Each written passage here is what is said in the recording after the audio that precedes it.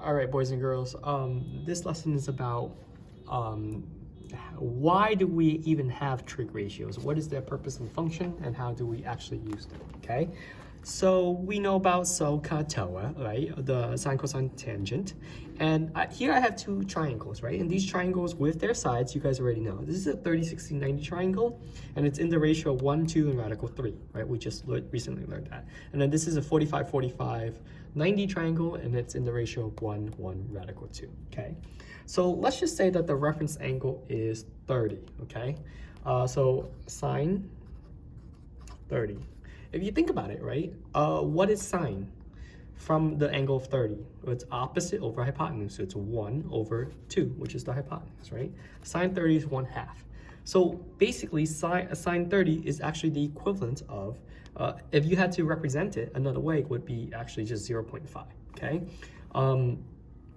If you said, cosine 30, well, cosine 30 is going to be adjacent root 3 over by 2, okay?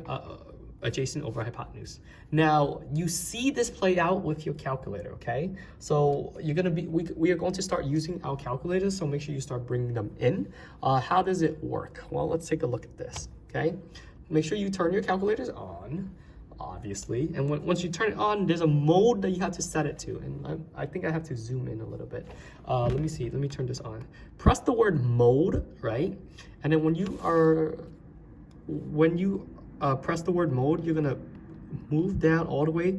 Initially, it should be set on radians. You're gonna move it over using this, the arrow function, and move it over to where it says degree, okay? And then you should be all good to go. And then you press clear, and then you're back to where we are. And I'm going to show you how it works, right? Basically, if you press sine, and then let's just say 30 degrees, right? Which we just did, sine 30, right? Which number, sine 30, according to our triangle right here, is equal to 1 over 2. And 1 over 2 is going to give you, it simplifies, it's going to give you 1/2. And guess what? It kind of gives you the ratio 0.5. And that's what sine 30 is equal to. Now, cosine 30, right, is actually root 3 divided by 2. So let's do cosine 30 really quickly. It's 0.866. That's interesting, but let's see. Is it really true that root 3 divided by 2 gives you 0.866? Well, let's do this. I'm going to do the square root of 3, right? That gives me 1.73, and I divide it by 2, because that was the ratio of root 3 over 2, and I get 0.866. So indeed, right, cosine 30 is indeed equal to 0.866. So I'm going to record this, okay? So the value of sine 30 right here is 0.5. The value of cosine 30 is going to be 0.866. Okay, that's the idea of how you use it. So that's the use. Okay, so why? And then in the next video, and actually let's just do tangent 30 just in case. Tangent 30 is going to be opposite over adjacent, so it would be 1 over root 3. And then what's 1 over root 3 equal to? Well, we'll just do this. Tangent 30, 0.577, okay? It's equal to 0.577. And with regards to this, another way of expressing 1 over root 30 is actually, you rationalize this.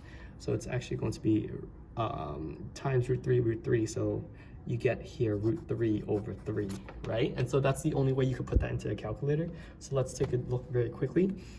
Second square root of 3 is 1.73, and I divide it by 3, and I get 0.577, which is exactly what the tangent ratio is. And we're going to use this to actually calculate for missing sides in the next video.